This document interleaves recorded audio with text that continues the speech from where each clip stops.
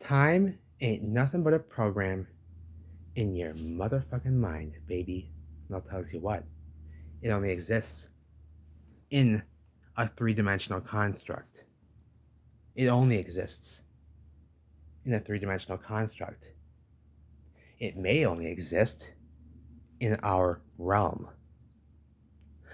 However, I am under the impression that time does not exist outside of our realm and our experience. That being said, let's talk about the bricks. We're in Rome looking at Roman bricks. What better place than to look at Roman bricks than Rome itself? They tell us the bricks have been around mankind for some time. They say these bricks have been around man since 312 AD. I don't agree with that, but I agree. I agree that the bricks have been around man for some time. I'm even questioning, are these possibly part of the original design of this place? I don't know. Why so beautiful in melted, absolute melted, smoked ruins? Why so beautiful still? How so beautiful still in absolute ruins? Is it so gorgeous? Because of the way it was constructed. Look at all these elements of the structure. That's why. There's a lot going on here. There was a lot going on in the past. A lot going on in the past, in time. And I don't think they were experiencing time the way we did if they were to have built these structures. That's why I question, are they a part of the original design? Now, we have Roman bricks. They are 1.5 inches wide, very thin, and they're common. We have Dutch bricks, very rare. We have English bricks. We have American bricks, all different sorts of bricks, pressed bricks, buff bricks. And we're going to talk about all that stuff right now, baby. You better believe it. That's what a meltologist does. That's what a truth sayer does, and that's what a brickologist does, baby. Yeah, I just took that label. And who needs labels anyway? I'm just out here doing what I love to do. And who would have ever thought that I'd be doing this and interested in this type of stuff? Not me, but I am, baby. Second century, they tell us, not buying it, but I do buy that these bricks have been around man for some time. Look at the suckers. You can tell they've been around for some time, and these have been melted. They've been melted, and this likely was not meant to be seen by your eyeballs, because I see elements of facading here still present up above the cornice and the portico up there. That white band up here. Oh, I got labels. I can use my labels up here, and all these columns here have what seems to be facade, and it likely was all facaded, and you weren't meant to see all this beautiful structural elements. All these beautiful structural elements of the building. That's just how beautiful that they built. Carnegie Hall, Roman bricks, very thin. You can find them anywhere. In New York, in Richmond. Here's some Roman bricks on both sides. They can be gold, they can be red, any colors really. Beautiful golds and reds often, like this. And this is the Main Street Station, which is right here. And it's got beautiful terracotta facade work. We see this all over Minneapolis and St. Paul, and all the techie bits on the roof, and just a gorgeous building. And the same style of building is found here in the Twin Cities and everywhere else. Chicago here, a 1909 build. I buy it.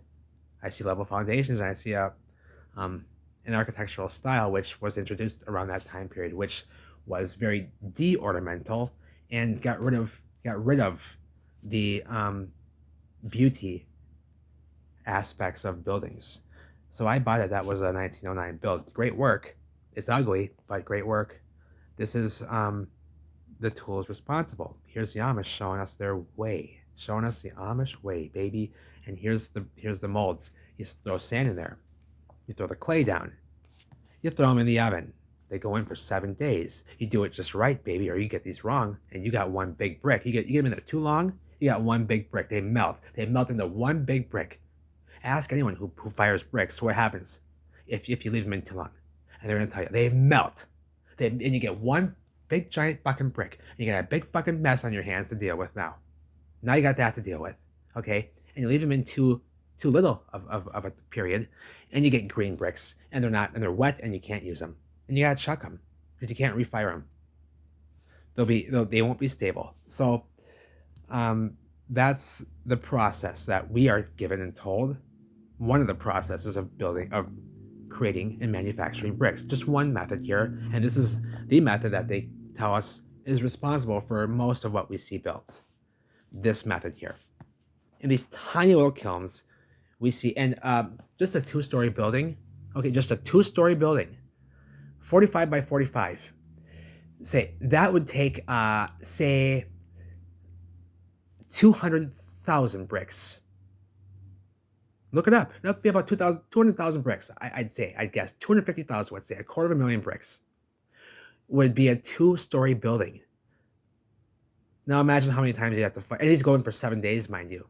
Okay, just do the math there and think about this. And we see buildings like that one in Florida, that fort. What was that? 13 million bricks. 13 million, or am I a bit? Is that a bit high? Is that a bit steep? Something like that, though. I think it's above 10 million.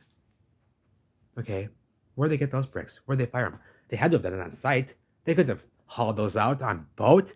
13 million bricks on boat. I don't care if it's right there off the coast. You're not doing that. Not with wooden boats either. Not even with iron steel hulls. You're not going to be doing that. That's too many bricks.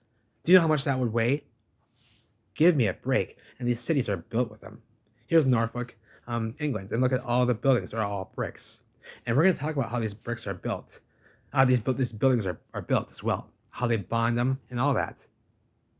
Because we ought to get familiar with these bricks because they were important in the past. Look at this. Everything was brick. The ground, the floor is brick. The sidewalk is brick. The curb is brick. The fucking building is brick. And the people are fucking brick, for fuck's sake. And they likely ate bricks for breakfast.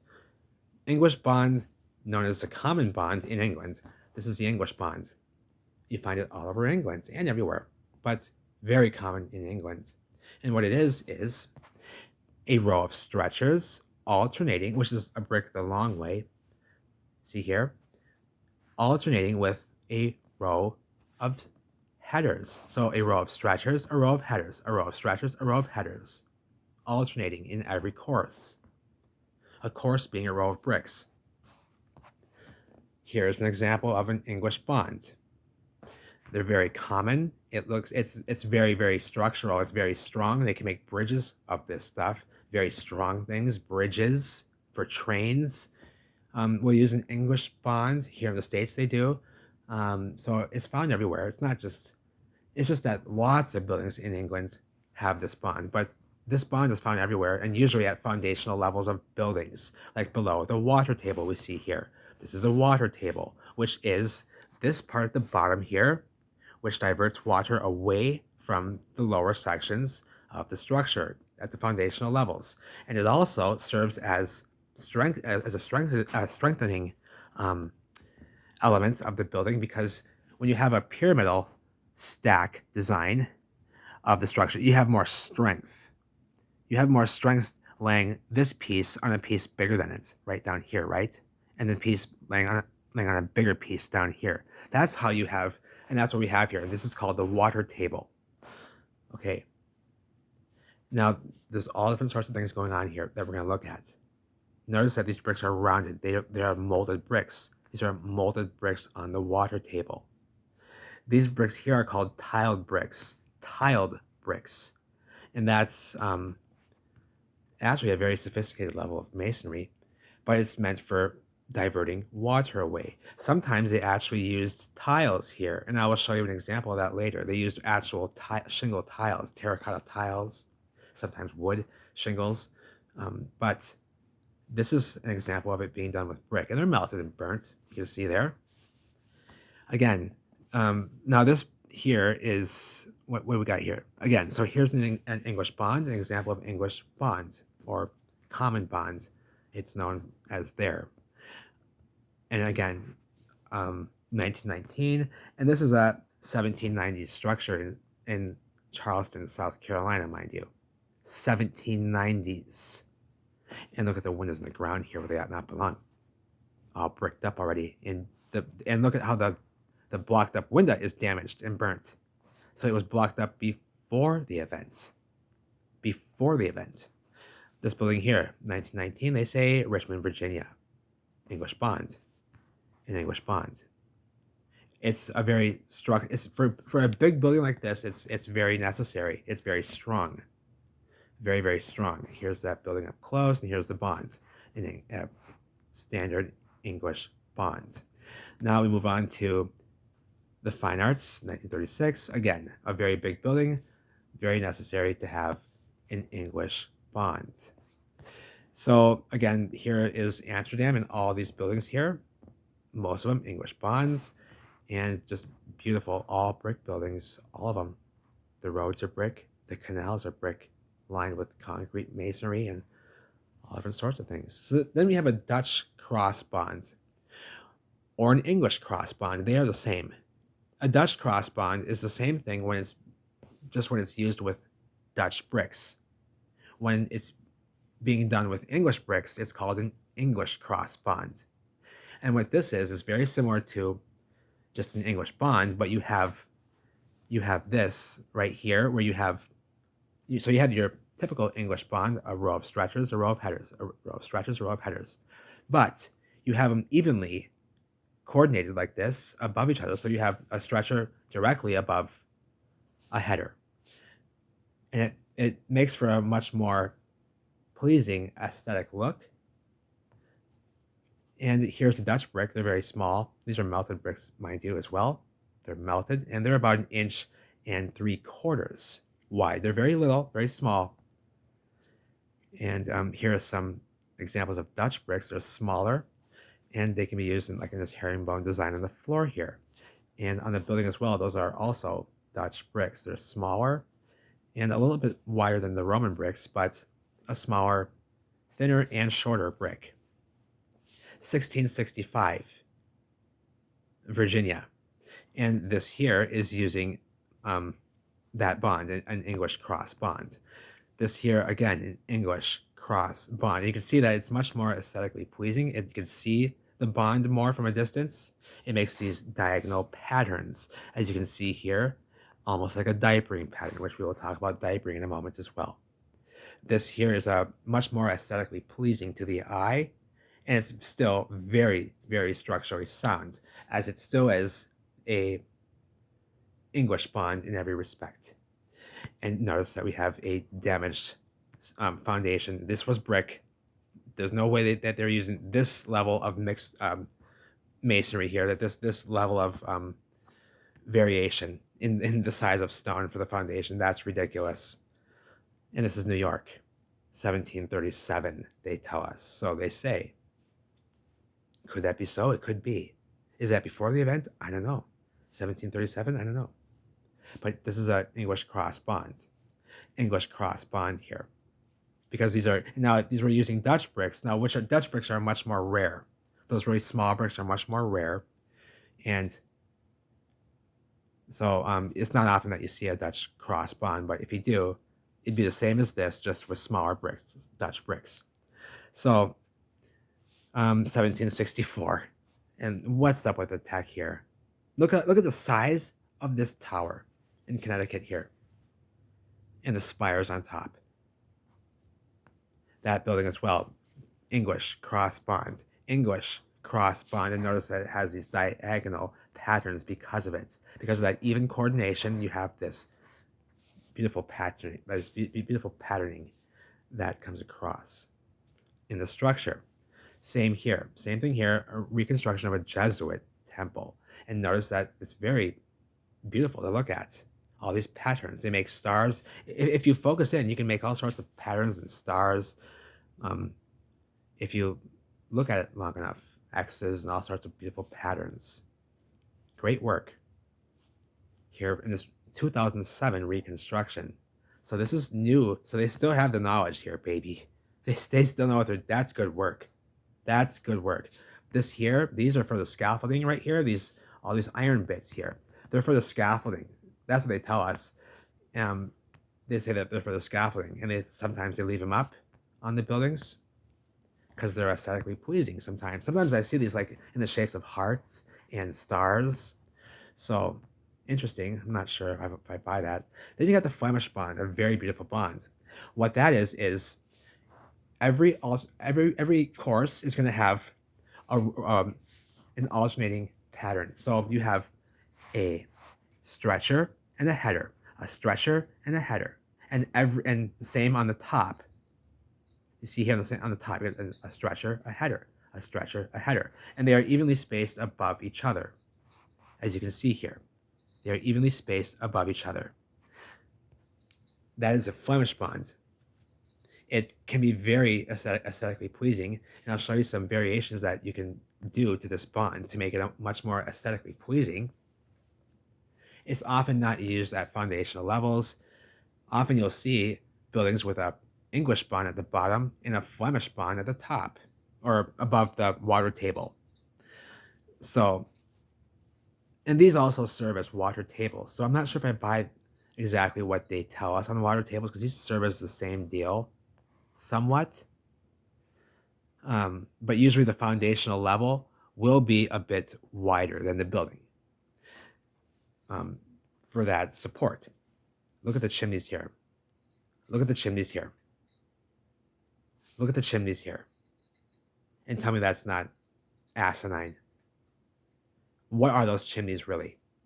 And do you see the amount of windows here evenly spaced, all the same size?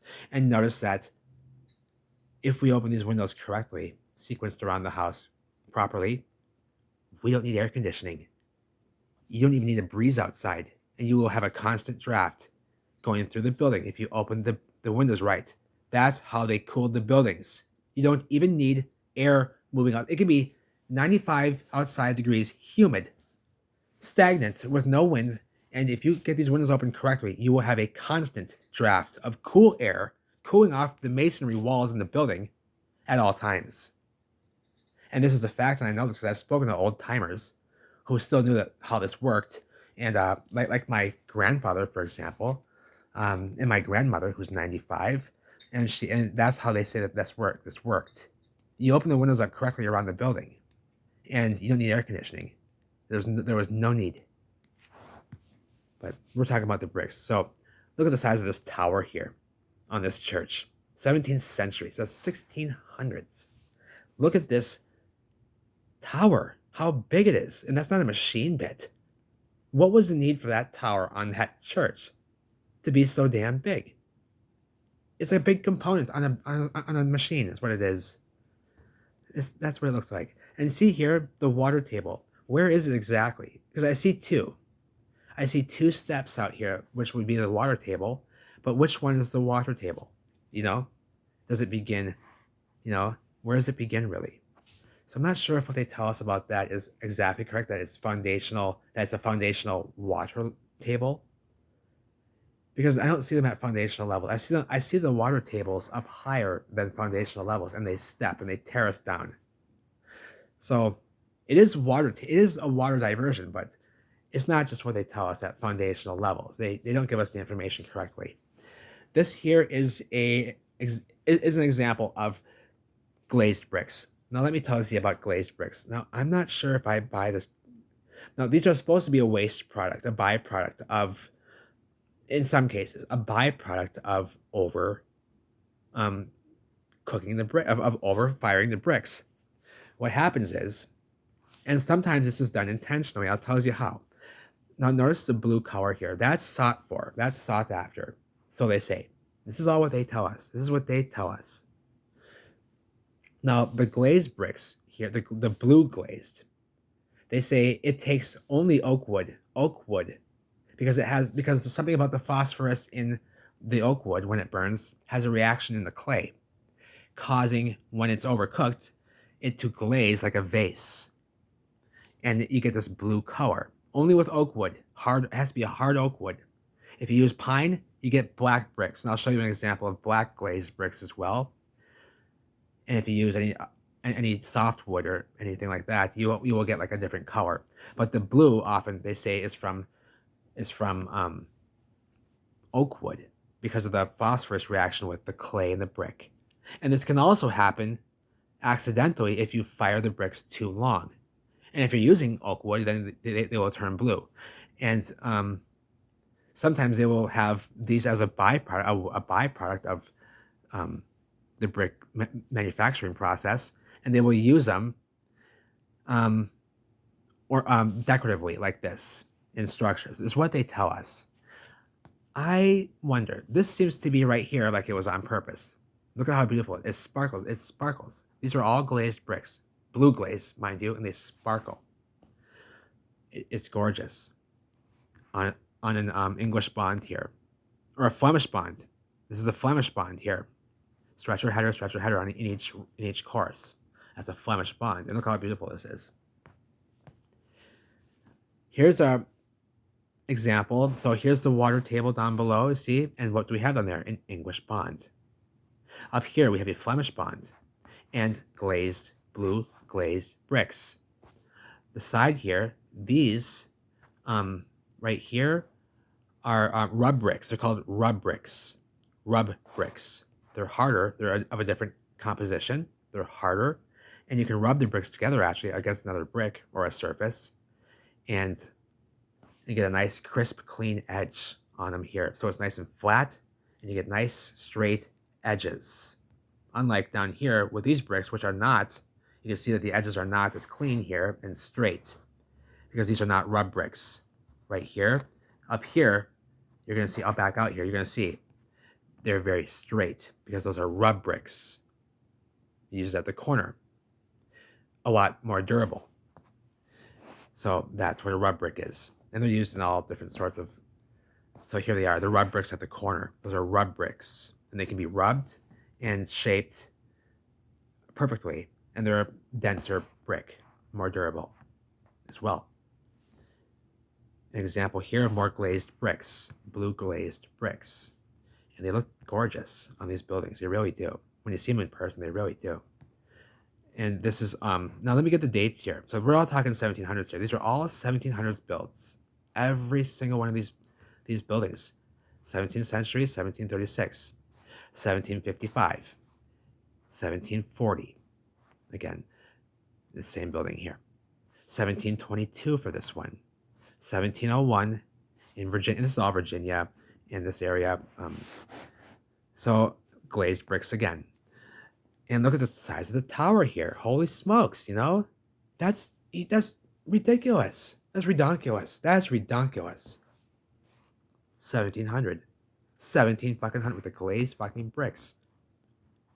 With the glazed bricks in a Flemish bond. So right here, the water table. And we have a different bond below. Well, I showed you that pretty much. So the different bond below and from above. Up here is a Flemish bond, you can see, with the header, stretcher on both courses. Hi, Lila.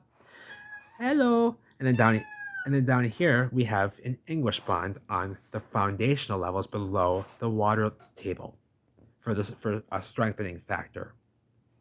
So you usually find on the lower sections of the buildings an English bond like we have here. So this here is an example of when you use pine wood or something to glaze the bricks, or a soft wood, and they say that they ran out of oak wood all over the place. They didn't have oak, so they would use a soft wood, wood or a pine. You get black glazed bricks like this, and notice that we have these molded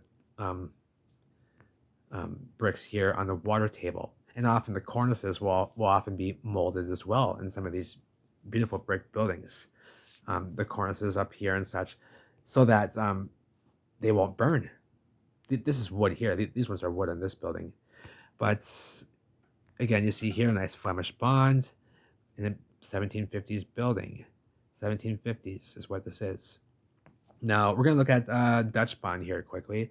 That is very similar to a Flemish bond, but it's got these alternating, it's more like where these are offset. So you have like so look at the top here, how it's laid here. So that gives a better idea. But it's more laid in a way where you get more of a pattern, like see how these kind of zigzag like this right here? That's what I want to show you. It's more like where you get these patterns like this.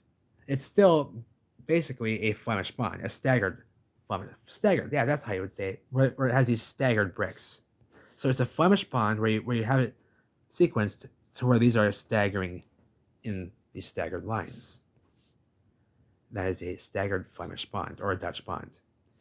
So, and here is an example of that. It's very, very um, decorative, aesthetically pleasing. It's very pretty to look at. Look at this. A high level of masonry. Not easy to pull this off and have it come out straight with straight lines like this. Very, very difficult. Very difficult. Extreme. And this, it can be done with glazed bricks like this. And that's often why it's done.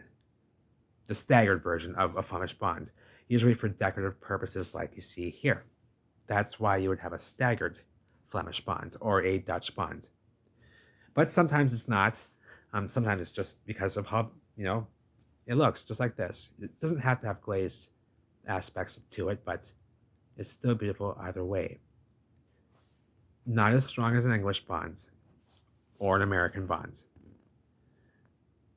An American bond would be like, now an American bond is this. Let me jump back here, and I'll give you an example.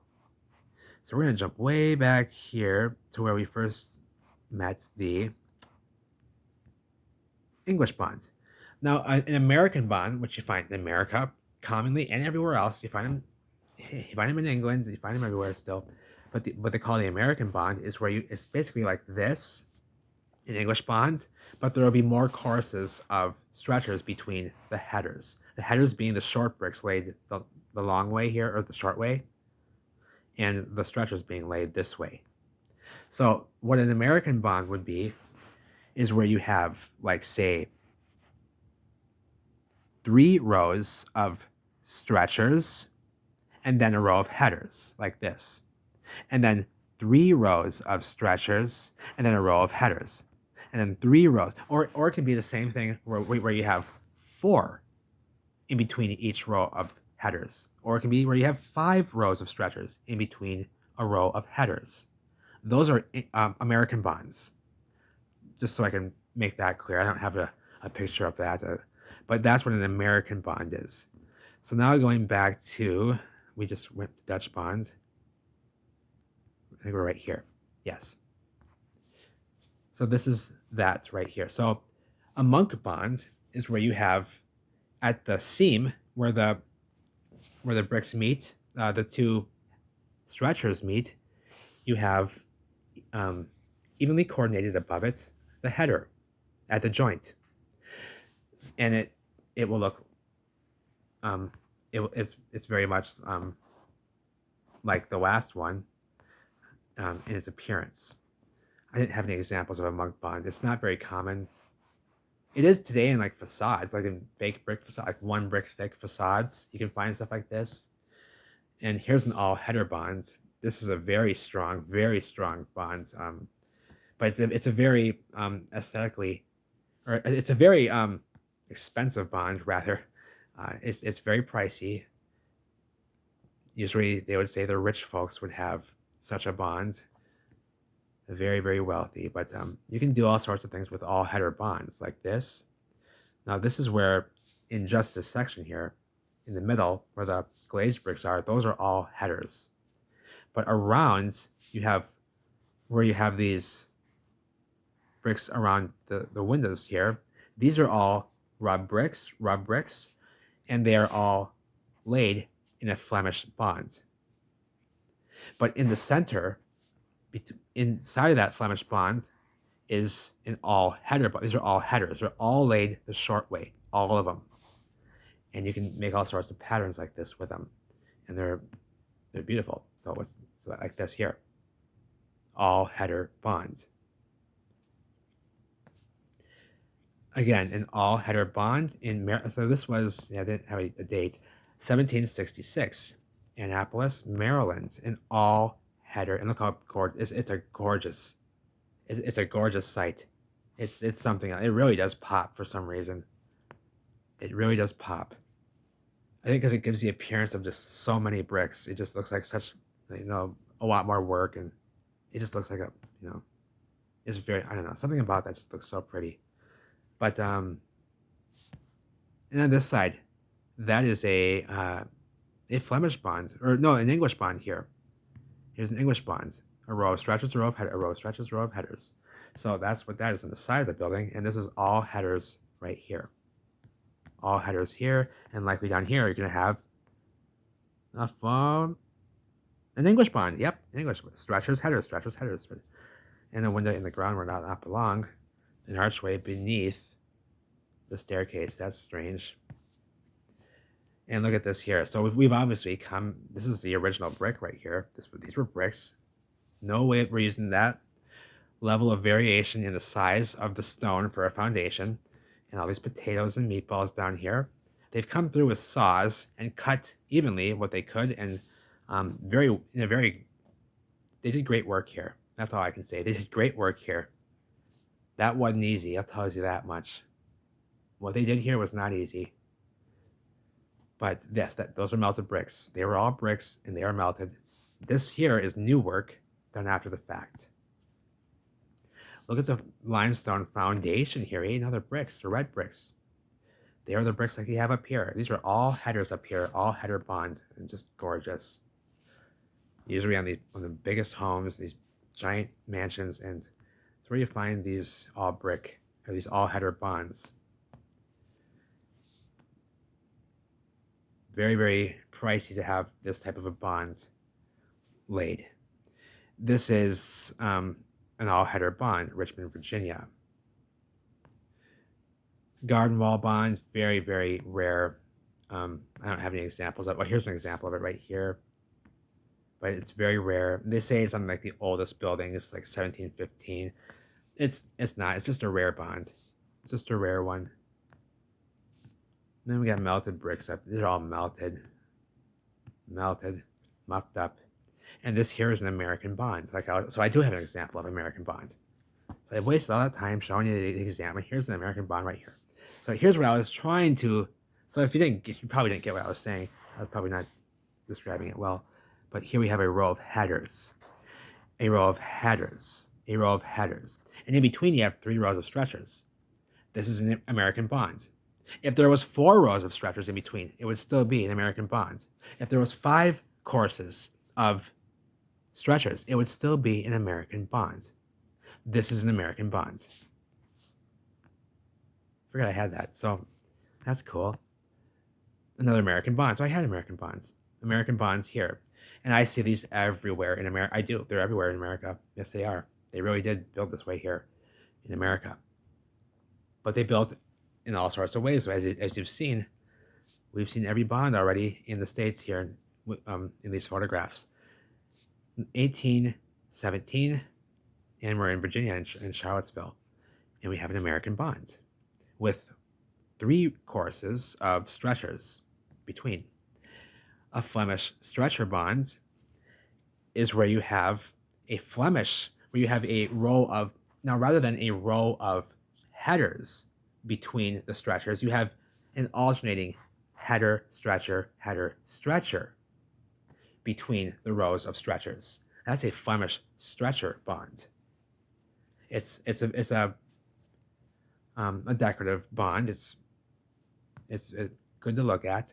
Here's an example of it. This is said to be one of the highest levels or variations of bonds known to exist. It's one of the most sophisticated. It's very strong. It's very difficult, and it looks very good. And you can joint it in all sorts of ways with the mortar. And I'll show you some different joint examples of how they used to mortar or joint the bricks. I'll show you how they did the mortar and such in different ways.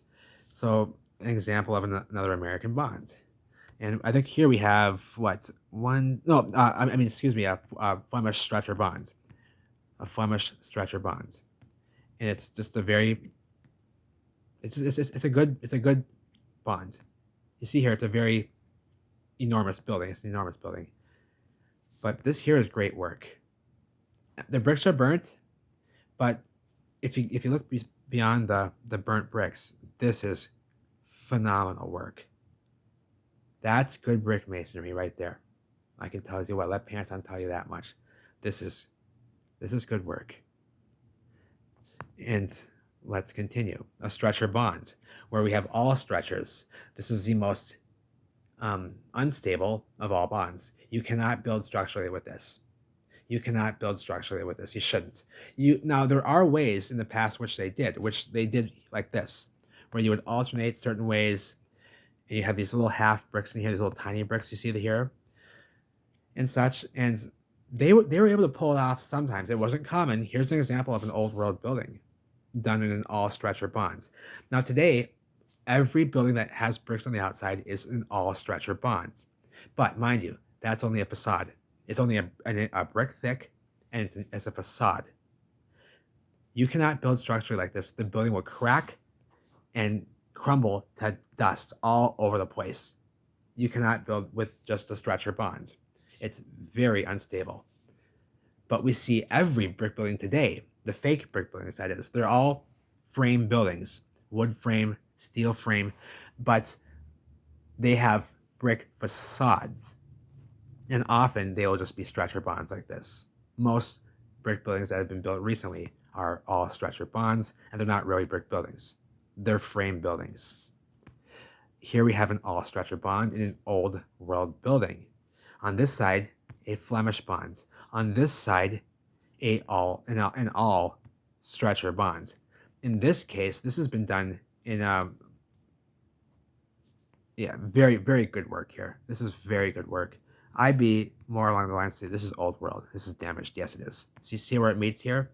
The limestone, the muffed up limestone down here, like we see in Minneapolis and St. Paul. Look at the bricks. They melt right into the stuff. So, yeah, that's the work of the old world. I'll say that's too nice if that was a reconstruction, 1840s. No, that's original. They've cleaned it up a little bit. But, oops, sorry. What did this do? Again, here's an example of an all stretcher bond, but this building here is a wood frame building. A wood frame building. Lots of bricks going on here, but it's actually a wood frame building. Interesting. So they say, but the windows are on the ground here, so I'm not sure if I'm buying that really. But they say this is a wood frame building, facaded with an all stretcher brick facade. Rub bricks. Rub bricks. This is what I was talking about. They use them on the corners for these window frames, and they can be rubbed, and they're very durable. A harder clay, more dense clay. Sorry, my cat's making all sorts of noise back here. Lila, what are you doing? She has to make all this noise because she wants me to. Maybe I should sweat her out there in the sunroom. Hang on a moment. Okay, so rub bricks. Very durable. Used usually on the corners of. Now she's gonna clean her. Cleaning. Okay, you done sweeping? Are you done sweeping? My goodness, hang on a moment. Okay, I think she's done sweeping up her mess. She likes to sweep. She likes to sweep. Okay, anywho, get me off track here. The rub bricks. So they're durable. They're used often in window frames, relief arches, these in the ends of buildings, like in corners of buildings. Here's an example of some rub bricks around the window frames. In the relief arches as well. Those are rub bricks. And they can often be reshaped on site, and they're more durable in these critical areas where they need to be. The black soot here, guess what they tell us in this 1800s London building? They say in London that there was so much coal smoke and coal being burnt that the buildings turned black because there was so much coal smoke in the air. And that's why the buildings are black.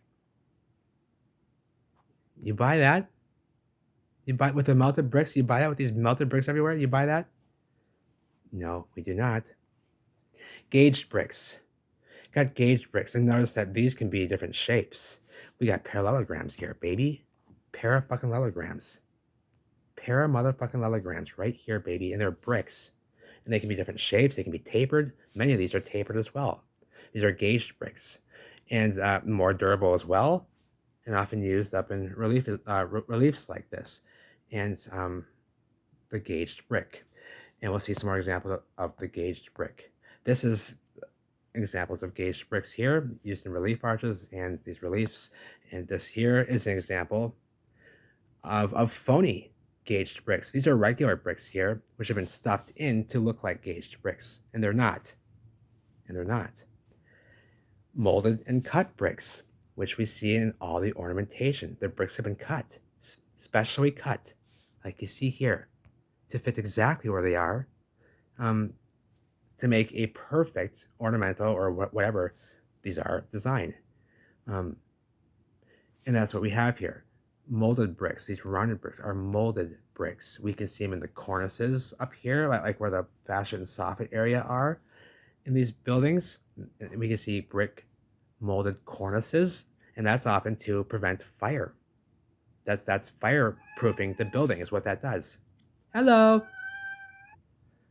So like I was saying, you'll find often in some of these brick buildings, brick cornices, brick water tables, and all sorts of molded bricks and cut bricks, specially cut bricks.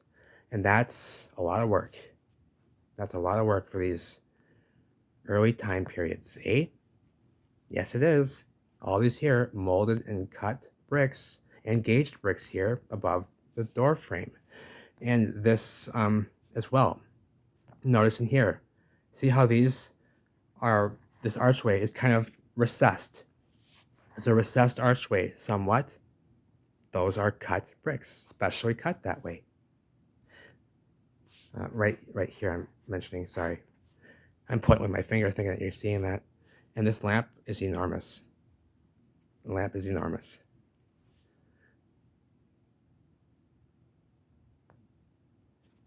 More examples of molded and cut bricks. Here's a recessed archway, one of the most sophisticated and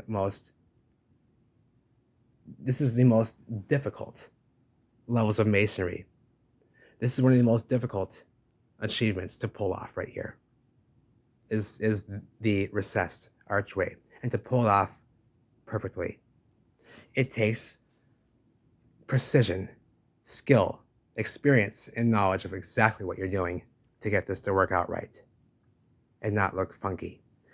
And that's what they've done here. And it seems to be new work. So they still have the knowledge. Because look at the melted bricks around it, baby. Look at the melted bricks around it. And they're showing us here, they still have that knowledge. And they know what happened here on either side. They know what happened and look what they did right in the middle of it here. They know something. They know something here.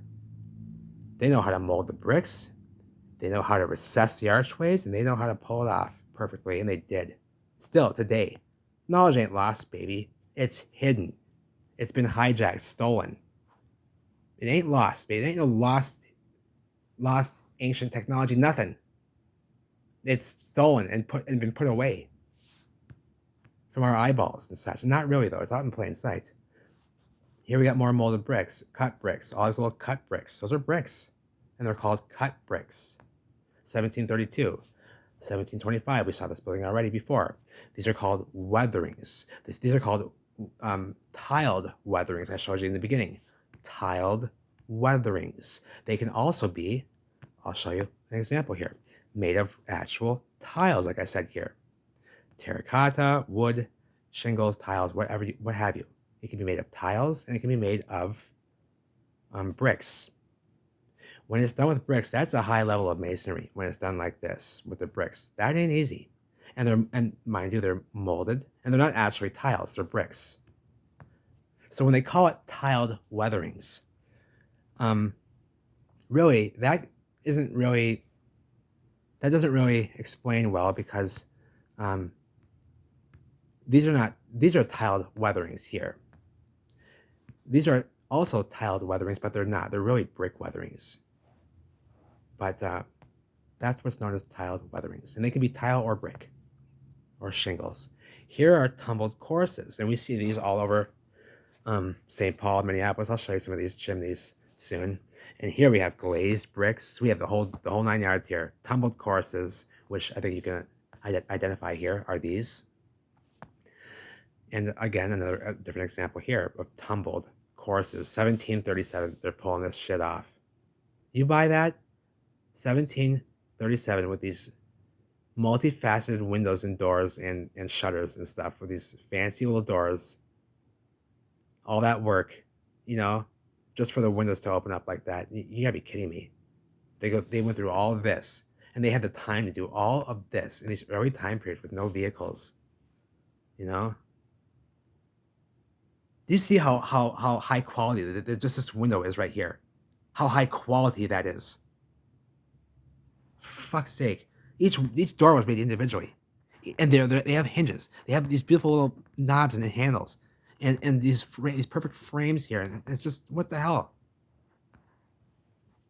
Sure, there's no glass in there, but there's not supposed to be. It's probably a machine factory. Who knows what that thing is? And diapered bricks. Diapered bricks. And look at these patterns here. This is where I think many of the buildings came down for, was exquisite details like we see here. Diapering. I think a lot of buildings that came down were sporting some diapered bricks. These are diapered bricks. They can be all different sorts of patterns like this. X's, diamonds, all sorts of patterns. You can use regular bricks. You can use glazed bricks like you see here. These are glazed bricks. And these are diapered bricks. These are diapered bricks. Using glazed bricks, but look what happened here. They seem to have used a softer wood like pine or ash wood, something like, or softwood. And that's what we see here, because we see black glazed bricks. That's what they tell us. And look at these designs they can make with them here. Diapered brick patterns. These are diapered brick patterns when you see this. And it's not just the diamond X's. It can be like this too. This is also diapered brick patterns.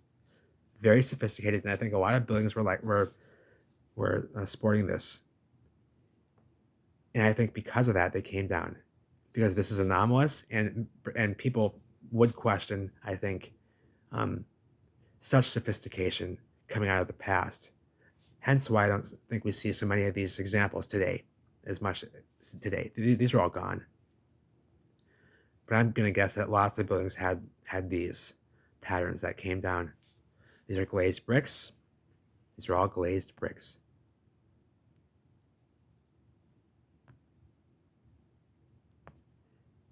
These here, diapered bricks, and they're glazed. And look at the stucco here, and it's looking all muffed up and heat damaged.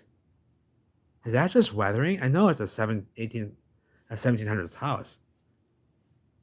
Is that 1700s stucco? It must be, because that's pretty black. I guess it could be weather, but I don't think so. I think it's burnt with the bricks. The bricks are burnt up here. And notice all these bricks. This is all brick. This is all brick in here. Everything. Phenomenal. And these diapered patterns. They can be all different patterns. And yeah, beautiful. Again, diapered brick patterns. Diapered brick patterns. Just gorgeous. Molded brick cornices, like I was talking about earlier. The cornices can be brick, molded bricks, for fireproofing. Because if you have wood there in the cornice, it will burn. It can burn, and the brick cannot.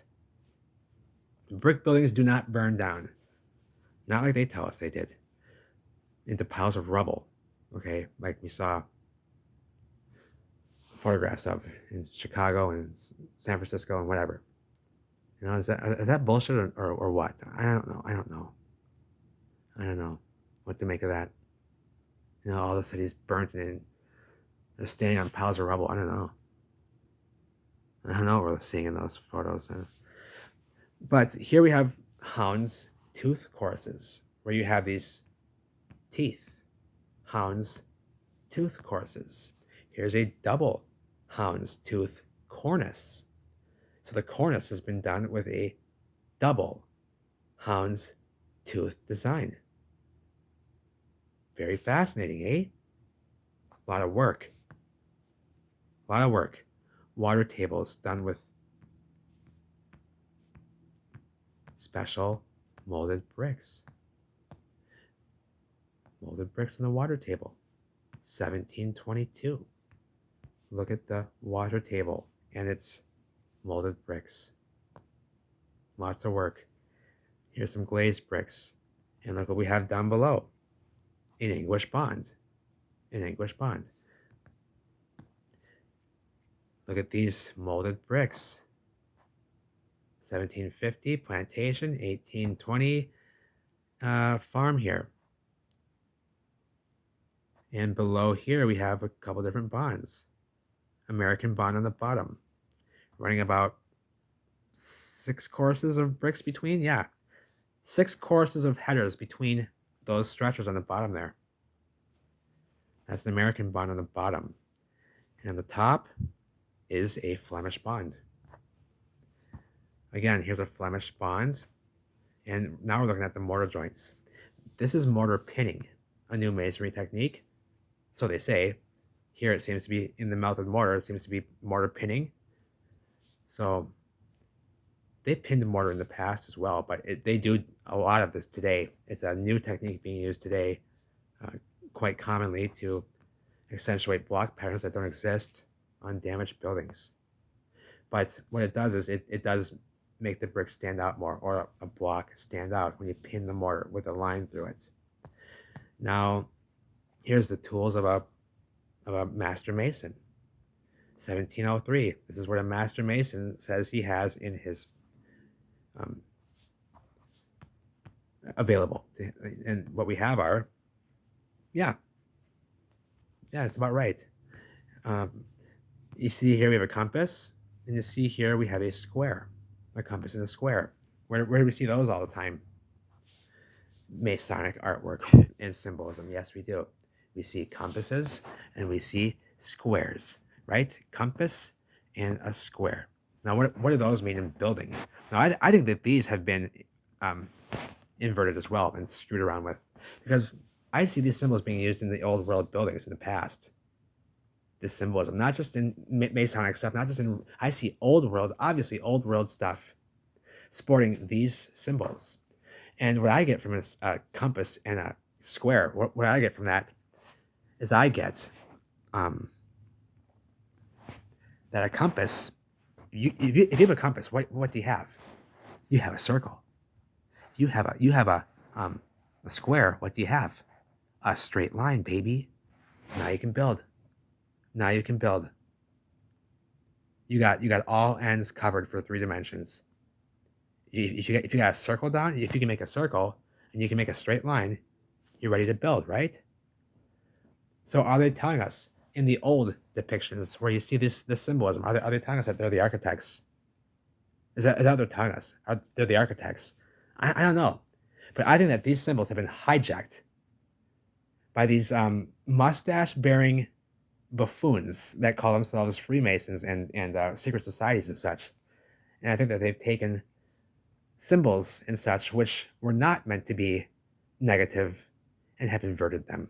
That would be my opinion. So, 18th century Wimpole Hall. And I'm not sure why I grabbed this, but just look at the magnificence of this building. Oh yeah, the mortar pin. Yeah, so this is the same building here that we see the pinning, the mortar pinning here, where you have a line gone pinned through the mortar. And this is an example. I think this is ribbon. This is a ribbon joint. This is called a ribbon joint. And when you get, now what the idea is here is to, now when it comes to good brick masonry, what they're looking for is a wider horizontal joint and a narrower, thinner vertical joint. That is what makes for good brick masonry. The wider you can get these, and consistently, but the wider you can get the horizontal joint and the thinner you can get the vertical joint, the better. That is the idea here. And here's an example of just that. This is one of the highest and most sophisticated levels of masonry, the most difficult levels of masonry, done nearly perfectly. Right here. The most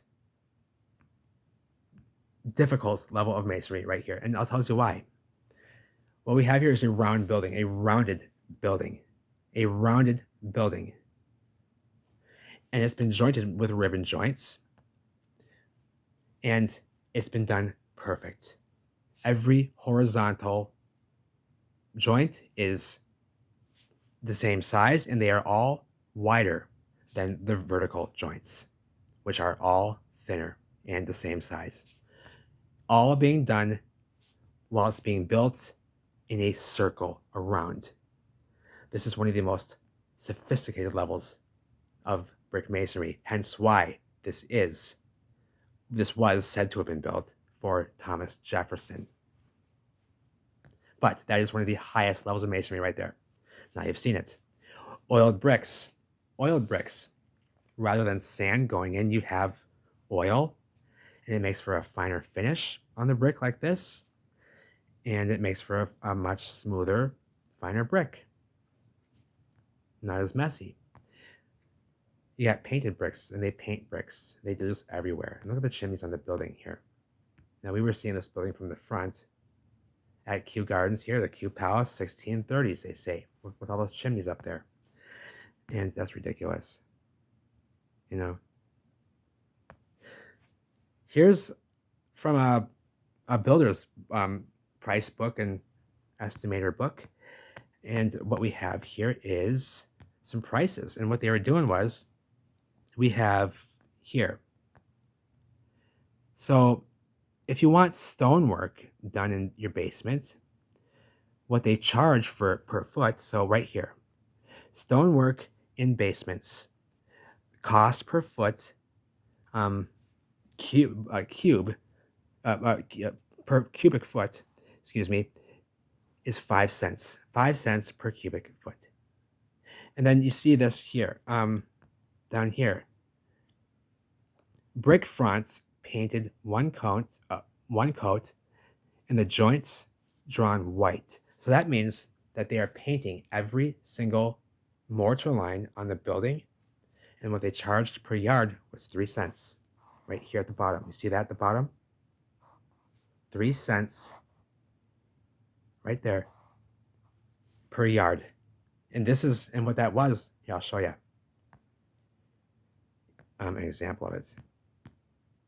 Like here, that would be where they were painting the mortar, which has been done here. This mortar seems to have been painted.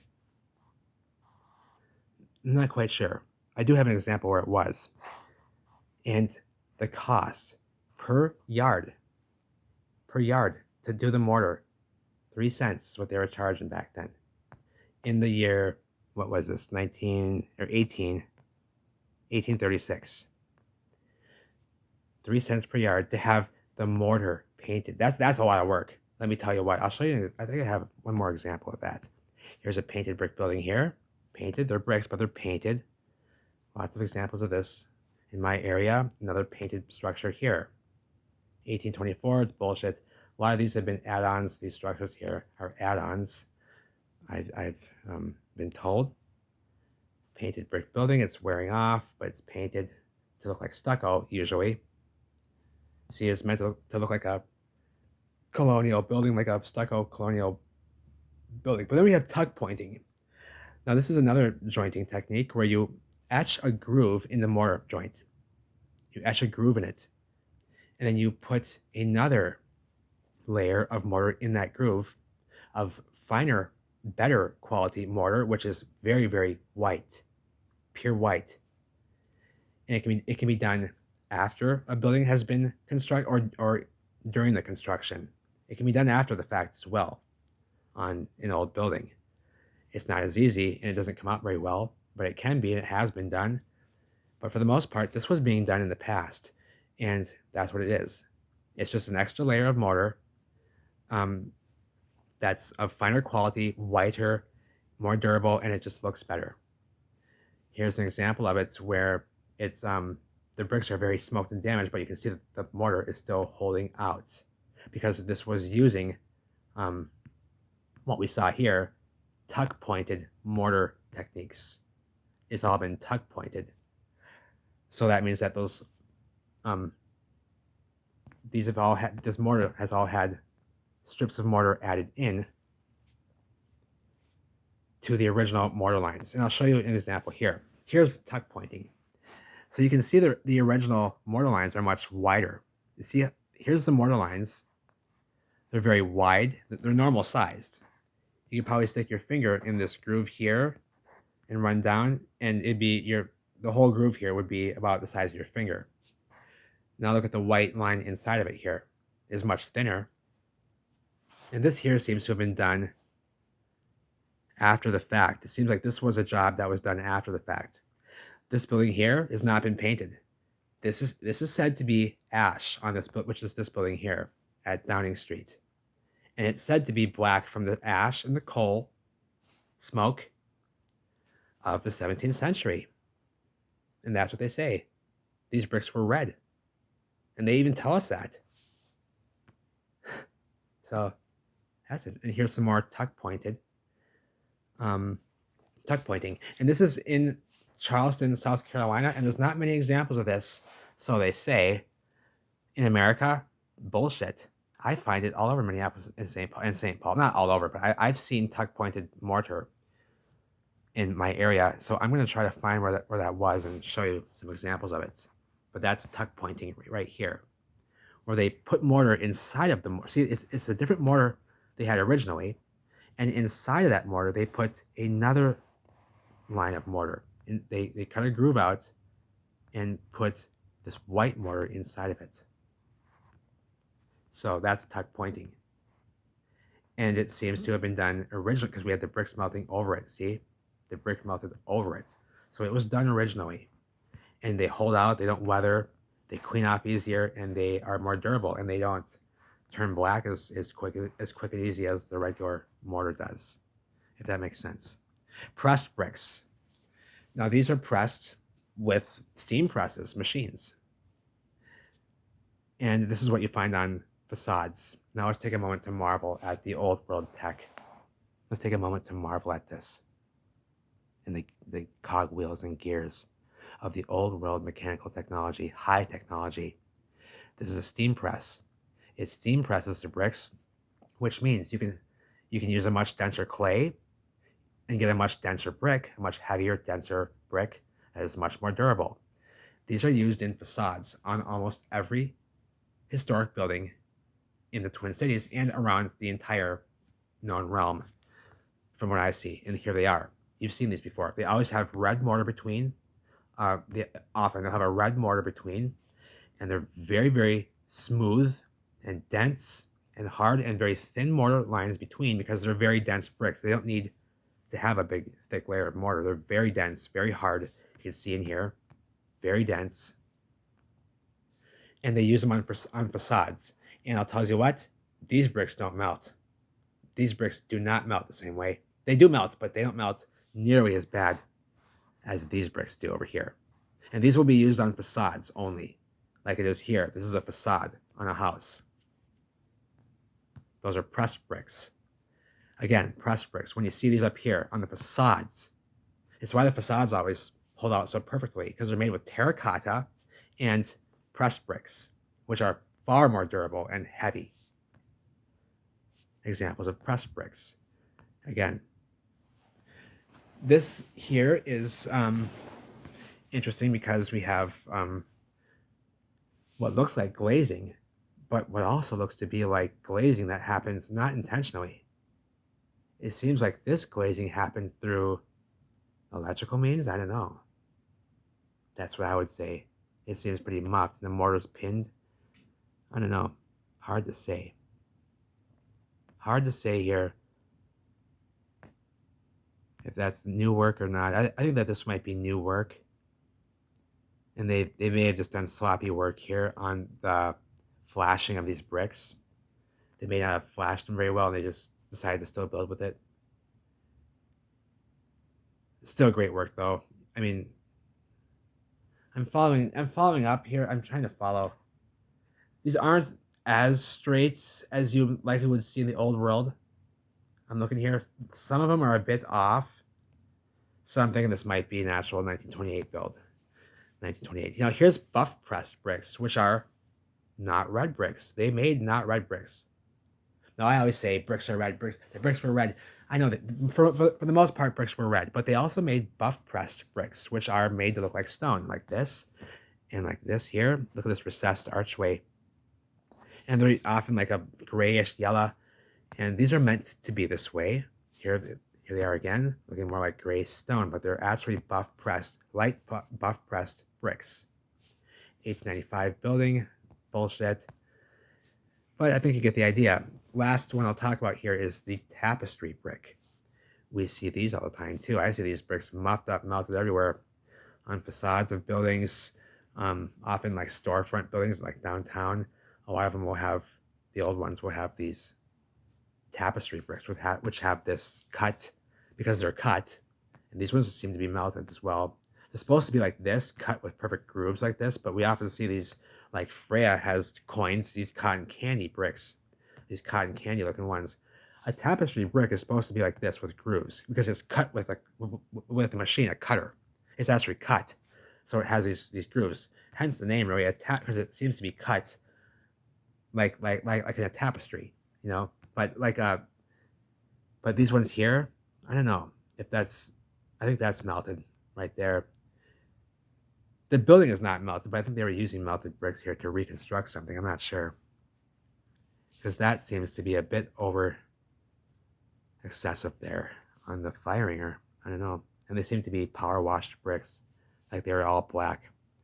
So I'm gonna go ahead and say that those are reused melted bricks, and they're tapestry bricks. But this is what they often should look like, is like this, with these straight grooves, and they're very rough and coarse. They hold mortar very well, and they're very easy to build with, and they're quite durable as well.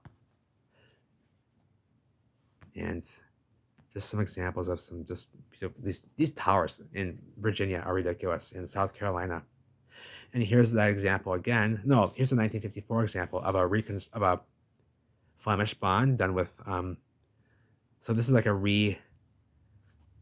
this is a real revival right here. 1954 revival. We got the rubbed bricks over here. The rubbed bricks.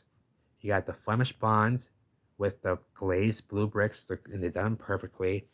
And this is a revival of what they were doing in the past, and it's great work. This is great work. Phenomenal. Here it is again. And this is an addition that of part of this church here.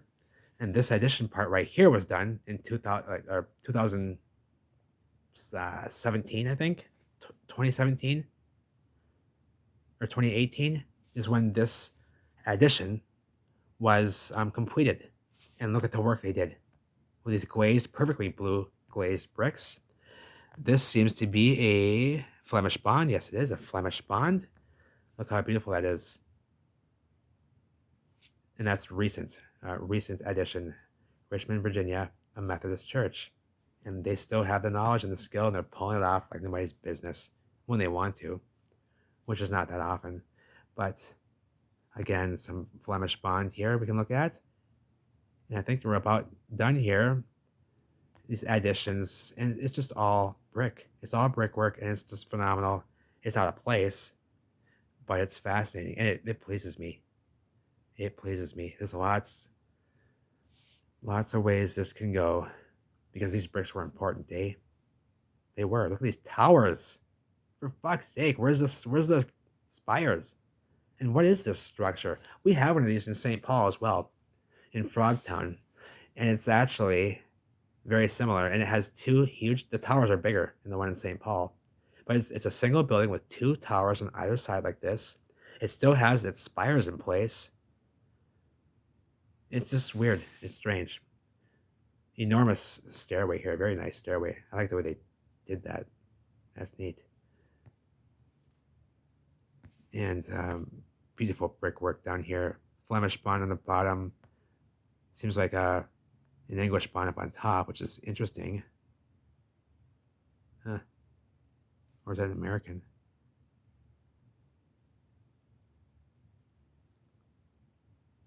No, it's a Flemish bond up there too. Just different bricks down here with more color variation. It's beautiful. So that's a Flemish bond in that building, on that structure.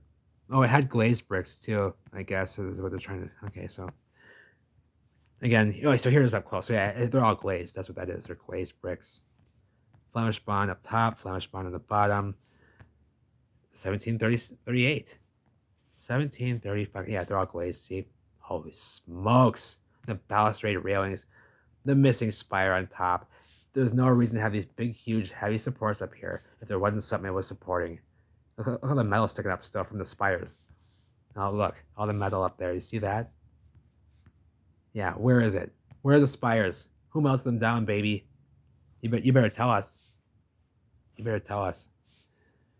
And Christchurch, more glazed bricks, Flemish bonds, Lancaster County, Virginia.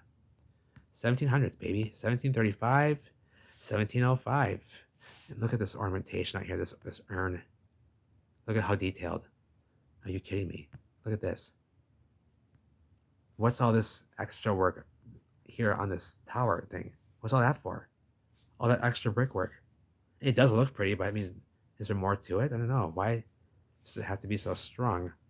What's really in that urn? Is that technology? I think it is. These are relief arches, not windows. Relief arches to relieve the weight of the structure above for whatever reasons. I don't know. But the bricks inside are burnt and damaged. There might have been windows in there originally. I don't know. But these bricks here inside these windows were burnt in the event. That's for certain. So it was the old world that blocked them up if these were windows. I'm not so certain all of them, these buildings were meant to have windows where we think they were. Like here on the sides here. I don't know. Maybe they were.